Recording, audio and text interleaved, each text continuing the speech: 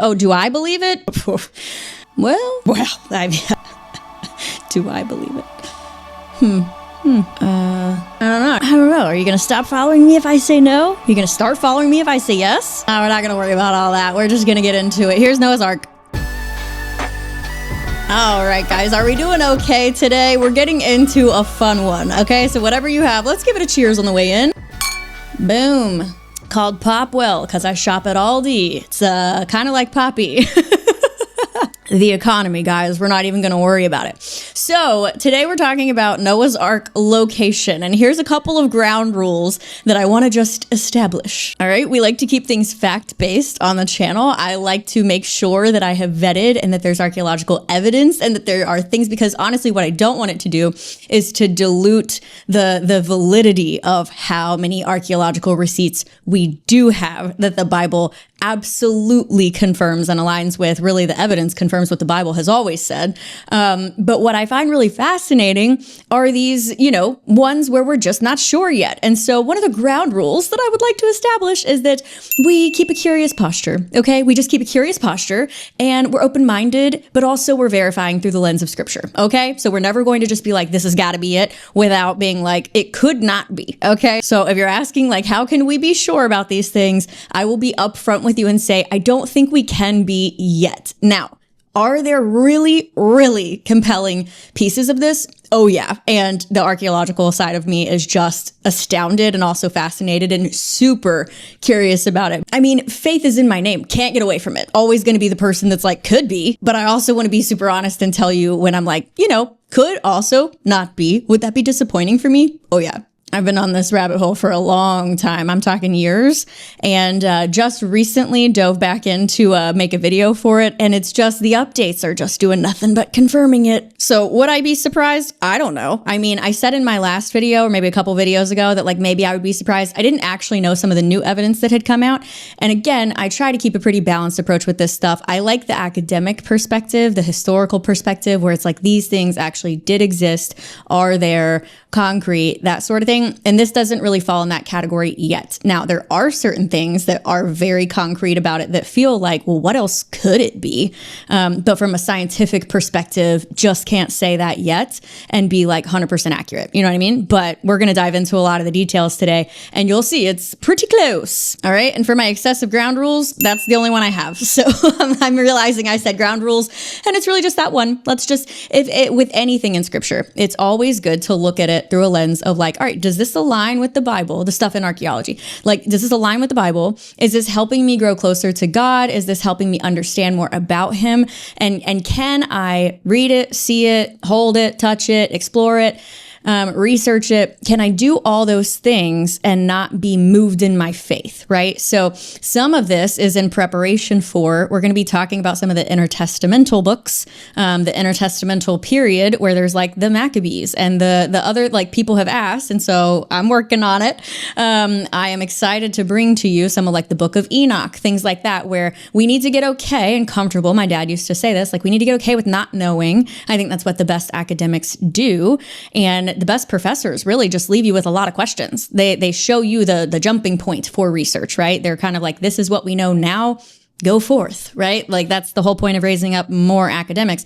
Now, our goal is to raise up more disciples. And so we're very biblically focused on the channel, but also I think in part of doing that is to say, we know a lot of this is fact. We actually trust and have faith that the whole thing is fact. But I love bringing to light that like these are real people with real places and real stories and like real history that we actually can verify and through multiple cultures, not just the Bible. And then the more you dig it up out of the earth, the more validity and credibility it does give to it. So I find that piece fascinating. I think that's just something that God planted inside of me because I like the dirt, y'all. I love metal detecting. Don't judge me. Don't at me. My husband is so embarrassed by that. He hid it from me for a little while. I love it. He also won't let me use it in the new yard because he's like, what are you going to do when you get a hit? You're not going to dig it up? I don't believe you. So I think he's very, very right on that front. If I did know where the hits were, I would go out and dig them up. Yeah. So maybe we're going to get to know the neighborhood a little bit first. People don't know who moved in next to them. This will be fun. So also before we hop in, I just want to say a big thank you for hanging through there without a video. Last week, I hated leaving you hanging. Thanks for understanding that my sweet, precious Charlie has passed away. And I think one of my biggest wrestles is that, you know, with animals, it's another one of those things that we don't have a super big confirmation on in the Bible. I know God loves animals. In fact, reading the story of Noah's Ark, rereading it for this video, it's definitely been more, you know, evident to me in scripture how much God cares about all the animals.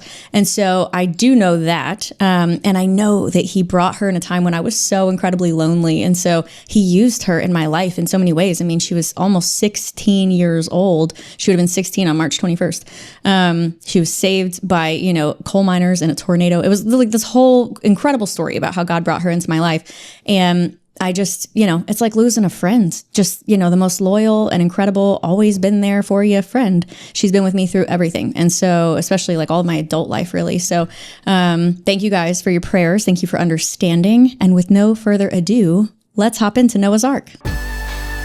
All right, I've got a couple resources here for us, but we're going to start out with the measurements. All right, we're looking at design features. What are we looking for in scripture? I'm just going to revisit that real quick so that we're starting from a biblical place. Okay, we're going to get into all these different locations, really one location, and just diving into all the details. Okay, we're going to actually hit the research that's been happening, all the evidence thus far. That's actually a really comprehensive, that would probably take hours. So I'm hitting the highlights of the evidence. Okay, more than welcome to go in and research these people, but I'm going to list off some of the archaeologists that have been working on this site and kind of what we know now. All right. So just bringing the Bible to life.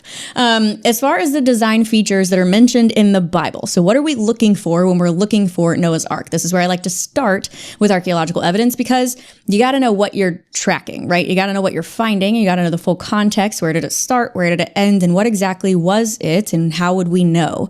So the design features of the ark, if you turn to Genesis 6, this is where we're talking about Noah and the flood. It starts off in chapter 6. It literally says Noah and the flood. Okay. So when you scoot on down to where he's building the ark, he tells him to build an ark.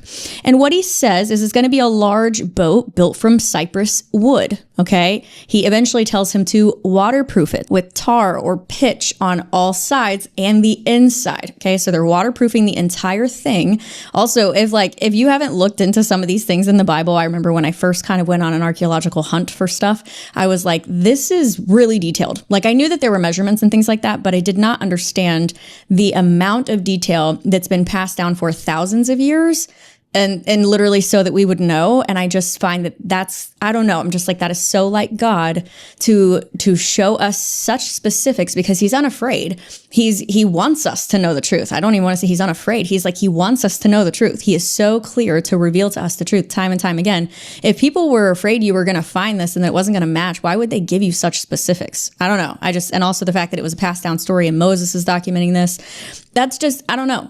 To me, it's like, there's nothing to hide here. It's like, here's all the facts. All right. Cypress wood, waterproofed with tar on the inside and outside. All right. They're going to make it large. It's going to have decks and stalls throughout the interior. It says 18-inch opening below the roof all the way around. They're going to put a door on the side. It says 3 decks inside, the lower, middle, and upper. And then they're also giving measurements. It says it's 450 feet long, 75 feet wide, 45 feet high. And one thing we got to address with the measurements, because if we're going to do this, we're going to do it right. Okay. The measurements need to be evaluated through a lens. All right. Any measurements in the Bible, just make sure what you're reading and who wrote it. And this is where you're going to start to see that the context makes it come alive and you actually realize some things that maybe have been misinterpreted. Maybe people haven't thought about it through a different lens before. This is why we study these things. And again, we hold it open-handedly going, I guess it could be this, but it also could be that. And what if it was that? And what if that matched something that we can see? So this is saying it's 450 feet long in most Bibles, 75 wide and 45 high. Now, if you've been around the channel, you know that Moses is the one who wrote the Torah. He's the one who wrote Genesis, Exodus, Leviticus, Numbers, and Deuteronomy. So if Moses wrote it, it may be in Hebrew, sure. So you could use the Hebrew cubit, or you might think, Moses actually grew up in Egypt and he's writing in Hebrew, But there's an Egyptian royal cubit as well, and it was actually the one that was used for large construction projects. And so would it make sense that he would use that one? Definitely could, right? Moses is the one writing it. He's recounting all of these events. And so what's the difference? Why does it matter? Well, the Hebrew cubit is about 18 inches or so, okay? Kind of like this to here, all right? Elbow to tip of finger if you're just listening. The Old Testament is written in Hebrew, so the Hebrew cubit, definitely contender, right? But the difference with Moses is like he's also writing in Hebrew because he's a Hebrew person, except he's been raised by Egyptian pharaoh. So he actually would know the Egyptian royal cubit, which is 20.4 inches long, not 18 or so. And so you might be like, what's the difference between a couple of inches? Well, it actually adds up when you do something like Noah's Ark. When it's something so gigantic, it's going to make a big difference. And so one actually leaves it at 475 feet. The other one leaves it at 510 feet. So, spoiler, the Egyptian royal cubit actually matches this site. And I'm telling you, just keep a curious posture. There are definitely times where you're going to look at archaeology and you're going to go, maybe they're trying to fit that in a specific box, but I think that's how we eventually get to the right answer. Okay. So I'm an explorer. All right. I like to explore theories, and I know who God is, and I know the Bible's not going to change. So that's my North Star. And yet I can go, okay, Moses knew Hebrew, but he was raised Egyptian.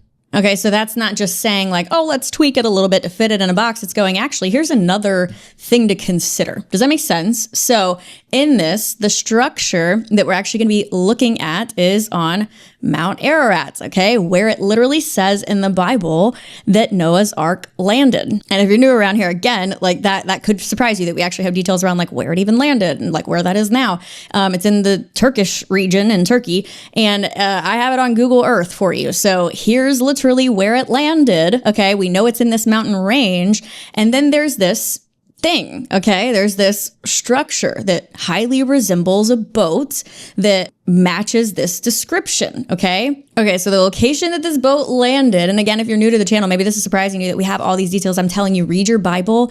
It will make it come alive when you realize how much of this is like, it's just history written down. I literally, as I told you guys, I'm making my Bible cover, and I have my favorite verse on there. If only you had paid attention to my commands, your peace would have been like a river.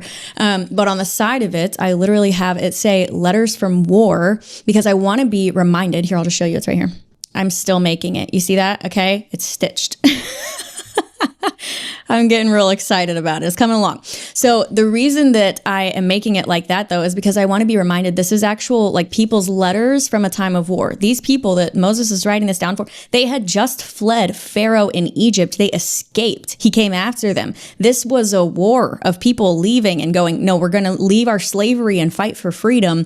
That's a real story, okay? That's not just fiction, like, people being fans of God, fan fiction. It's literally the story of people surviving wars, being persecuted, fighting for their faith because they meant it. So looking at the details that the Bible tells us, it says it landed in Mount Ararat. So in Google Earth, I've mapped all this where there is the mountain range, Mount Ararat, okay, and that is in Turkey. And if you look down in there, there is a site that has actually been of archaeological curiosity since 1950s, okay? So in the 1950s, people start going in and trying to see what this is about.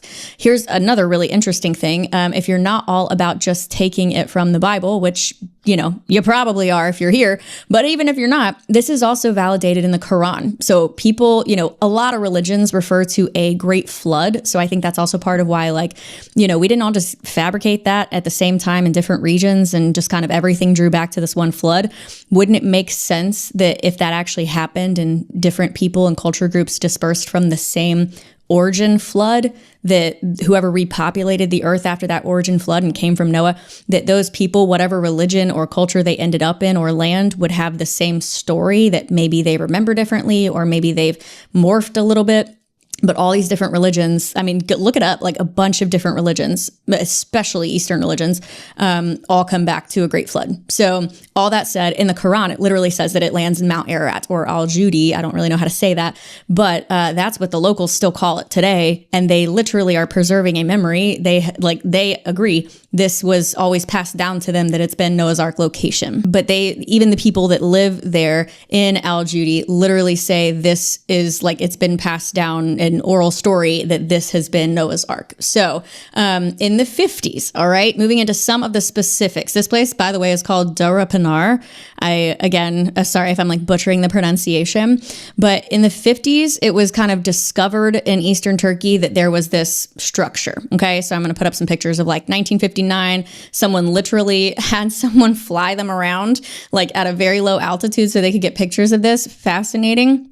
And then you'll also see a picture I'll put up from the 60s just to kind of show, again, this is what it looked like when people were first really getting curious about this location and realized that the local people were saying this is Noah's flood ark. Okay, and side note about these people too, it was documented that July 2nd, 1840, there was a volcanic eruption at Mount Ararat because like a lot of people died, like thousands of people died. It was a really devastating thing for their community, and the mud slide from it was like atrocious. So that ended up covering a lot of the area, but guess what? Not this. Okay, so if you argue that that's God preserving it, I don't know. I'd love to believe that, but also it's just interesting that everything around it, on one hand, it kind of preserved everything, but everything else has been shifting over time, and this thing just stays in the same place. And part of that, from me just guessing, this is like guesswork right here, so just take it for what it is. It almost feels like because it's so old, like maybe it's so stuck there, or maybe so deep down that it just, everything seems to be moving around it, and this one situation keeps staying. Okay, so ta-da, this is what it looks like. So here's the thing. People start to notice, right? And then they're like, we're going to look into this. Okay. It draws attention from people that want to do archaeology. They want to excavate the site. They want to figure out what is this thing. If people say that's what it is, and, looking at it, it looks like that could be what it is. Should we dig it up? Right. So very touchy thing because it's obviously extremely old and you don't want to destroy it because it's made of wood, right? So we'll get into kind of like why they don't dig it up here as we continue, but know that there's a guy named Ron Wyatt. He's our first kind of archaeologist. If you want to look into these people, I'm just going to rattle them off. But in the 1970s and 1980s, he started looking into this. Now, his history, he was actually a CRNA. Y'all know I used to be in healthcare, which is part of why I feel like this guy must have been very smart. Okay, a nurse anesthetist for the acronym. He puts people to sleep, right, in surgery. And so you have to be very, very accurate with that. You have to be very intelligent to go through that kind of schooling. And you have to be able to, I don't know, like there's a certain amount of like being able to withstand pressure and that sort of thing. But all of the doctors I know are very academic. You know what I mean? You don't really meet one that's just kind of like not. So to me, it says something about this man that he was a CRNA first. Okay. And then he became an archaeologist. Well, he became like really curious about archaeology. I don't know that he ever got a degree in it. But he always enlisted these people that were experts to kind of work with him. Now, he's also a very faith-based person. And so part of his, I don't know if he came to faith later in life when this all happened, but he started looking for things in the Bible. Okay. And so he has a lot of research posted. Ron Wyatt, again, is his name. He has a book and people find it fascinating. So here's what I will say. There are some things that are controversial because it's someone speculating at like, these are some of the things from the Bible potentially. And the way some of it's worked out, I mean, you could really go on a deep dive about this stuff, but in summary, some of his research led to people robbing things. And so he stopped posting all of it. And I think personally what that made it look like was that he didn't have all the evidence that he did. But, on the other hand, it's like people started stealing a bunch of stuff. And so some of it he kept close to the vest. And then only when he died did it really come to light. And then it was still kind of protected. So all that to say, people have different opinions. And then sure, there's probably some things that he, wrote about or discovered that maybe didn't pan out. But again, I think that's part of exploration. So I don't want to discredit him, but also I would say verify everything through the Bible. Okay, and there's all these stories, if you just want a good story, there's one about how him and his sons were searching for it, and they were in a taxi, and they were praying that the taxi would stall wherever they were supposed to stop, and it did, and it was here. And so there's all these different things, okay? You could believe it or not believe it.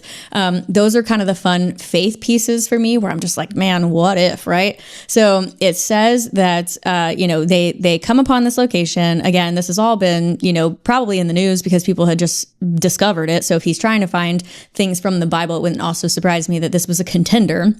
But the crazy thing that does happen right around the time that he starts investigating it is that he enlists his sons and some people to pray that they would be able to see more of it. And in between 1978 and 1979, there's an earthquake, okay, that causes the sides of it to fall. Here's something I will say about that. The way the locals have described it and the way that it seems is that this is the first time in memorable history for sure, but in a very long time, potentially ever, that it has been so exposed. Okay. And so he prays that he'll be able to see it. This earthquake happens. Again, you can believe that or not, but the sides fall and it actually does expose some of the ribs of the boat. Okay. And so it's starting to become more evident that this is a man-made structure. All right. So he goes around metal detecting. Shout out to my metal detectors.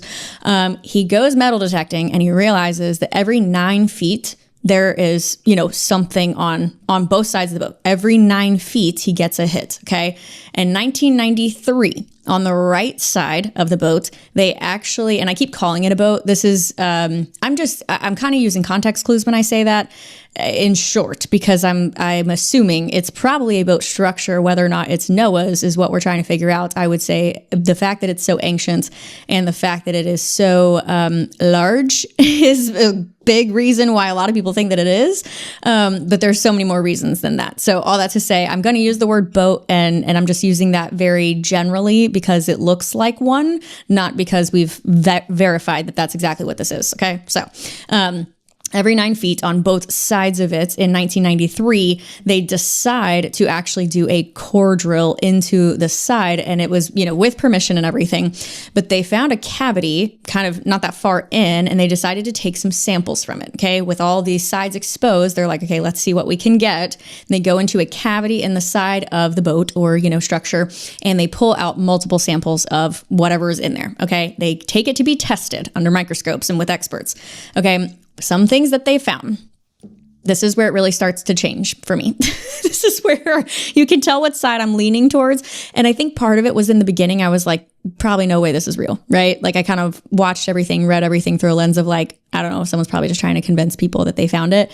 But actually, like there's some real interesting stuff here that I think is worth looking at. I'm not saying that it's definitely it. I'm just saying like it's worth looking at. That's for sure. So they take these samples, okay, and under a microscope, they've got this expert, I don't know. I read something about how he was in America and he was some sort of like criminal investigator. Like this was like kind of on the brink too of like, I don't know when DNA was first discovered, but people got away with a ton of stuff before that. But this is more like, they were able to look under a microscope and kind of do some high tech things for the time. Now, one piece that was found was a hair. Okay. A mammal hair. And then they were able to kind of, upon observation, but also under a microscope, see that there was color branding, which means that the color changes from root to end. And so typical of mammal hair, where the color is not consistent all throughout. And then also based on the cell structure, they were able to kind of indicate what type of animal it was. There was also a portion of the hair root still intact, showing kind of a fibrous appearance indicative of this specific species. And it was the Felidae species, which is cat-like. Okay. So that was the first thing for me where I was like, well, that's kind of nuts. Okay. So there's a cat hair, okay, in this sample. That part is not super disputed. That's literally just like they took a sample out of the middle of this thing. There's a cat hair, okay? You could tell yourself, well, even if this thing is a pile of rocks, an ancient cat hair could totally be in there, and you're totally right, okay? So that's where we hold both, and we hit up our ground rules, all right? We're just going to be curious, but verify. So then a couple of other samples. Okay. There was one that was a long cylindrical hair. Also, it said in his report that they were documenting photos so that this could be shared with other research institutes. And I can't find that. So if anyone can find that, I want to see the pictures of these microscopic things. It might have been that was not, I don't know. Again, I'm not really sure technologically. I didn't look into like when microscopes and when DNA and when all of that, like, they didn't really say anything about DNA, but the cell structure. I don't know when all of that became available where you could also then like photograph that. So if anyone can find those, the Petri dish picture, I would like to see that. Okay. So please grace us with your research in the comments. So the other one, okay, there was two more. One was like long and cylindrical, kind of like a hair-like fiber, they thought. But then under the microscope, they were like, this has nothing in common with a hair follicle or a hair sample. So it had angular spines coming off of the sides of it, like all throughout. It was kind of interesting sounding. The specialists that looked at it all agreed that it was probably some sort of plant fiber, but that they had never seen anything like it. Okay. Also very strange. And that's part of why I want to see it, because I'm like, have we seen something more like it now that it's not the 70s? Okay. Again, this is like late 70s.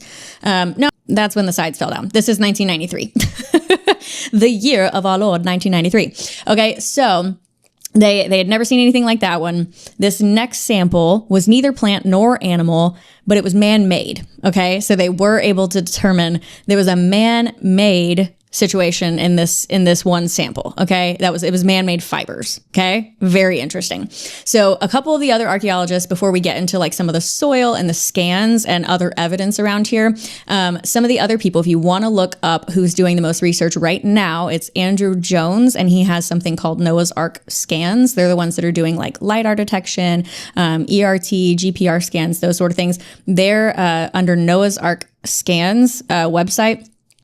They're doing all the ground penetrating radar and some high-tech surveys. Okay. Dr. John Morris and the ICR, that's the Institute for Creation Research.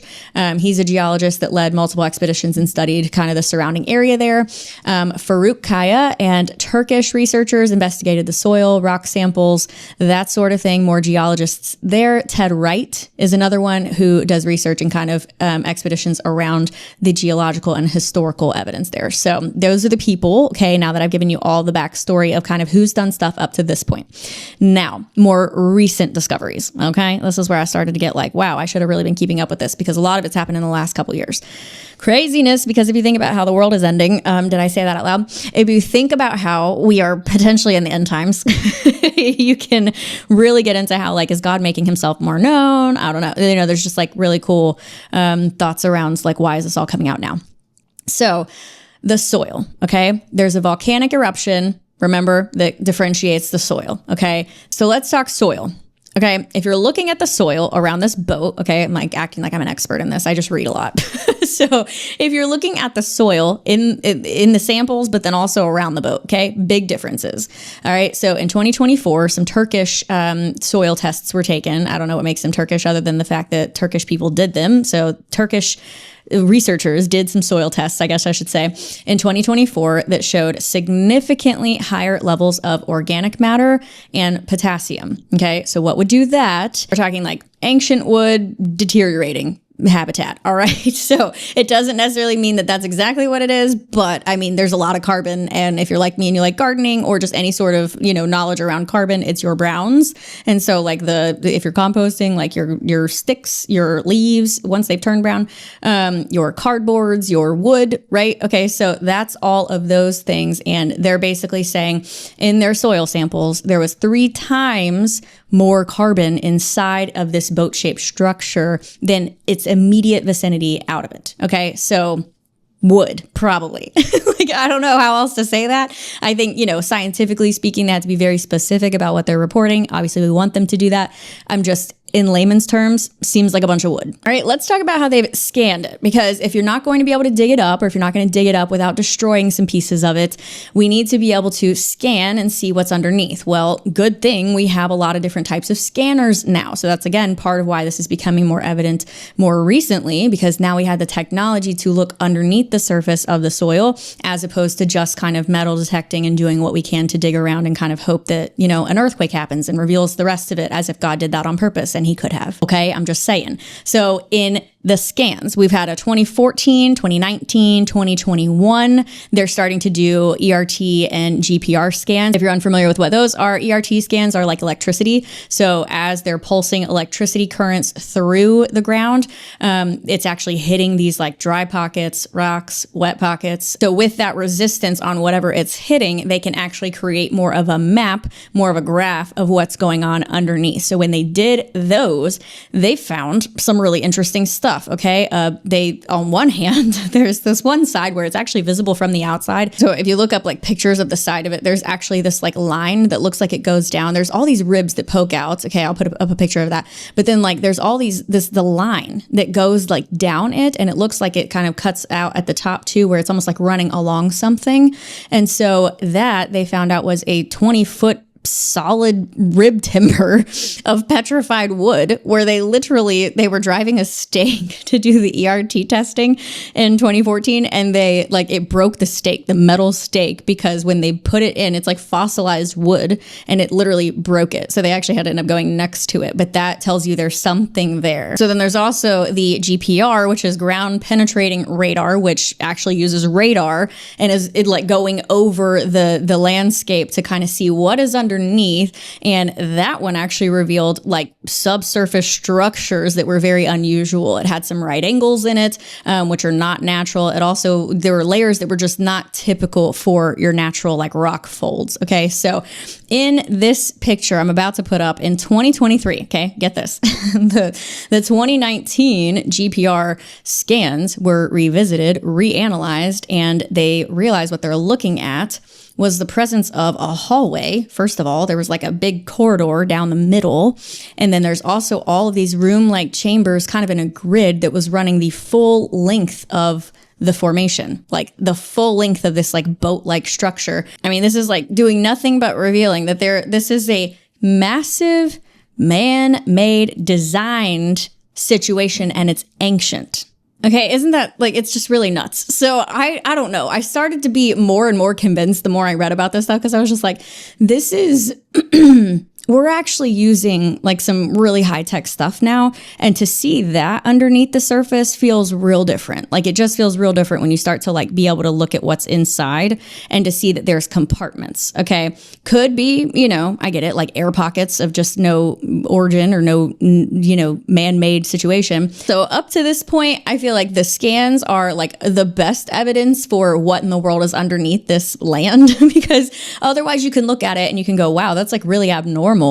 What could that be under there?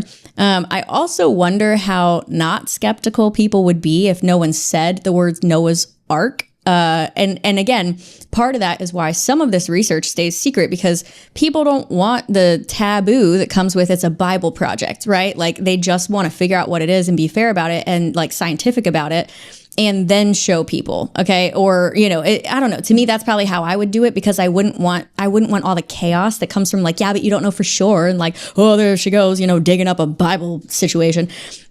If this was any other thing, I think a lot of people would be curious to figure out what it is. I think this is a really abnormal ancient structure that deserves attention. Okay. So be it Noah's Ark or not, I think maybe it's fun that people are speculating that it's Noah's Ark, because maybe then other people won't come and look at it. I don't know. Maybe that gives an advantage to some extent. Here's the last thing that I'm going to cover, and it's actually really interesting, and it's all the stuff right around it. All right. So there's these large stones scattered all throughout this kind of mountainside throughout it. And there's a ton of them, which first of all is very peculiar, because you would think this makes a lot of sense when you realize what it might be. So they're called drogue stones, and they're these ancient anchors. What? Okay, you don't need an anchor if you don't have a boat. That's all I'll say about that. Second of all, tons of them. Third of all, gigantic. All right. These are not anchors for a canoe that would flip a canoe. They are anchors for a massive boat. Okay. Pictures all over, but like there's all these anchors. All right. Big drogue stones. And they have that hole at the top to strap it. Okay. To tie it to a boat. All right. So they're all throughout, and you might be wondering like, okay, they have crosses on them, and that surely wouldn't have existed when, Noah was in the ark, because Jesus didn't come till much later. Well, of course, but here's the interesting thing. Some of those, I was looking at an interpretation into English of some of that script that you saw, and some of it was written about 300 AD of someone who was martyred. So they've since been inscribed, which actually makes me curious, do those people who inscribed it in 300 AD either know something we don't know from oral tradition or from evidence, but what made it so significant to put a Christian marking there at those stones in Turkey if it wasn't what they thought was Noah's Ark, right? Like, what else would those be? Why else would it be significant to put a commemoration of someone being martyred in 300 AD or thereabouts? Why would you write that in that stone? Okay, I'm just curious. So then in some other stones nearby, there are some animal petroglyphs, okay? This one's pretty weird to me. And it could, I'm like, I don't know, somebody date the rock, please. It has animals that aren't from there on it, okay? So that's the weirdest part to me, is like, it does actually beg some evidence for the idea that like they dispersed from there, because there's like elephants and giraffes, which aren't in Turkey, okay? So just not in ancient Turkey. Maybe someone has a pet now, but they're not native to that region. So then, or maybe, I don't know, that's actually interesting, depending on the way you look at that. Maybe they are native to that region because they originated from the ark there, but they are not native in the sense that then they migrated and they are not supposed to be there, okay? They then inhabited the rest of the earth. So recently, around 2024 and 2025, there was some ancient pottery also found, some ceramics that dated to 5,000 to 3,000 BC. Okay, found right near the site. Okay, exact same time frame we're talking about. All right, one other thing, in 1986, this is where it gets really sad, and you'll kind of see more of what I was talking about with Ron Wyatt kind of being, I don't know, this is my theory. This is nowhere else probably. The more I've read, the more I just kind of think, no wonder he stopped making so much public, because people started stealing stuff when he would talk about it and do his research and publish it. In 1986, he discovered a trench that actually had an ancient grave in it. Okay, and here's some really fascinating things about this grave, guys. Really fascinating things about this grave. Okay. And fascinating regardless of what you believe. Okay. Okay. In this trench, there's a grave. All right. Big stone sarcophagus, massive. All right. That's the first problem I have here. Okay. The trench was 18 feet and it's a grave. The box is 15 feet. All right. Don't know if you know the average size of a human now. Not that big, okay? The skeleton, they said, was gigantic, okay? It was potentially 12 to 15 feet large and tall. So I would like to refer you to Genesis 6, verse 4, all right? I'm just going to read it straight out my Bible. A lot of us have this copy, so you know what I'm using, okay? Chapter 6, verse 4. It says, in those days and for some time after, giant Nephilites lived on the earth. Okay, this is the time of the Nephilim. And so they are much bigger. Okay, we know that. So there's this 15-foot sarcophagus. Why would you need a 15-foot sarcophagus if the person wasn't enormous? Okay, and it's clearly a grave because there's a body in it. It's not just like, oh, well, they think it was a sarcophagus. No, the skeleton was there. Okay, and here's the other thing. They were living up to 900 years around Noah, right? So if you think about how everything originated in the Garden of Eden and Adam, and sin slowly infiltrated the world, but we weren't meant to die originally. Remember, we were meant to live eternally. And so that's the whole point of the living eternal now, is we're getting back to the place because Jesus has saved us and redeemed us into what God originally intended. And so in that interim, what happened was sin infiltrated, and then we were not going to be left forever in that condition by God. And so he shortened our lifespan and allowed us to die here to then be resurrected to live eternally without the sin again. Okay, so in this, it's just interesting to me that around this time with Noah, everyone's living like 900 years, okay, probably growing a lot that time, but Nephilim were living on the earth, and this gigantic grave was found right by it. I beg your pardon, right? Okay. So all that to say, part of the Ron Wyatt conspiracy for me is he started talking about that. And a local person from this village actually did admit that an American, shame on us, bribed him $200 or $300, which I'm like, oh my gosh. Like, it was not even worth it for that person to help them do that, which I get it. Like, that person, that probably helped them out a lot, but it was such a ripoff from the American. paid them $200 or $300 to help them open the sarcophagus to see if they could find any like treasure inside. And boy, they found a ton of it. Okay. The coffin or sarcophagus was full of gold and gemstones. There was actually, and this is where I'm like, whoa, like, you know, just crazy intricacy, but there was a full gold frontal kind of like, I don't even know how you would describe that. Like it was fully covered in gold. It was fully covered in gold, and it actually had a bunch of gemstones in that, inlaid in it. And so the police confirmed that that was sold on the Istanbul black market for over $100 million. This is why archaeologists don't tell people. Like, it's so annoying for everyone else because we're all just trying to research and understand things, and it can't be respected because gravediggers, or, you know, that's kind of the slang term, but like people will go digging stuff up or robbing archaeological, like really historic, important sites. Like all of that stuff could have told us a lot about who that was. And now we will literally never know because what? Someone wanted money. Like in 1986, you're kidding me. Like someone just wanted money. And in literally 1986 is when you're going to destroy all of that evidence that's potentially been there since ancient times because you wanted money. Wow. You know what I mean? It's so frustrating.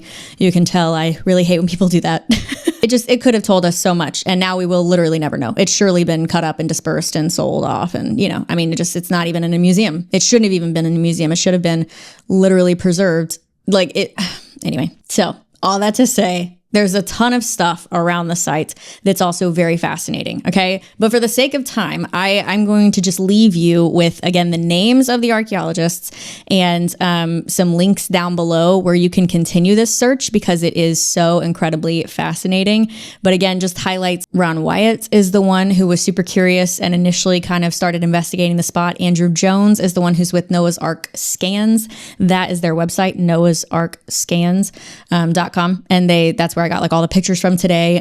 They are phenomenal, and they're the ones doing most of the research right now. They're posting videos constantly about updates. Dr. John Morris and the ICR, that's Institute for Creation Research, Farouk Kaya and the Turkish researchers, and then Ted Wright also did some expeditions and some research around there. So if you guys want to look into any of those, I will also leave some links down below. But it's been fun at least looking into this one with you guys. So as far as what he says right now, Andrew Jones, is that they have the next few years, they're going to be conducting some non-destructive tests, some soil sampling, some radar scans, and other methods to really determine the nature of this thing being man-made. And then they will have a proper preservation plan and consider actually excavating. But they have to put all that together in place first. And so if you want to follow along their channel, I'll link that below as well. And you can see literally updates all the time on what they are consistently finding, doing to preserve the area and just make sure that we can get into this as soon as we possibly can with the research. So thank you guys so much for being here. We're going to keep going this year every Sunday at 4 p.m. with Bible deep dives or fun archaeological studies, depending on where the Lord leads us. But it's so fun to grow along with you guys in this journey of Christianity and just living out our faith, going and making disciples of every nation and making sure that people, it says, by teaching them everything that Jesus commanded. And so we will hold fast to the Bible and increase biblical literacy in our generation. I love you guys very much. I miss seeing you daily all the time. If you do want to read through the Bible in 1 year, go see my playlist on the channel. We read through every single day of 2025, and they are all still there. So you're welcome to deep dive on any of the scriptures with me. Thank you guys so much for being here. Don't forget to like and subscribe if you liked this video and want to see more things like it. We will see you right here next time, guys. Y'all have a great week and a very blessed day.